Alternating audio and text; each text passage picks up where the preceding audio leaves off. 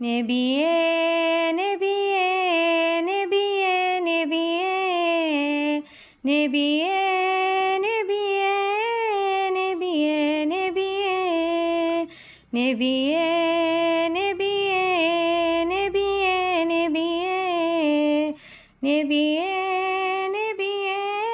നബിയേ നബിയേ സ്നേഹിക്കാൻ മുത്തേ റസൂലോരില്ലേ സഫറിനായി പോകാൻ മദീനയില്ലേ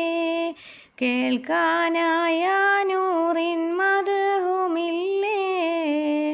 കാണാനായ പൂവിൻ വദനമില്ലേ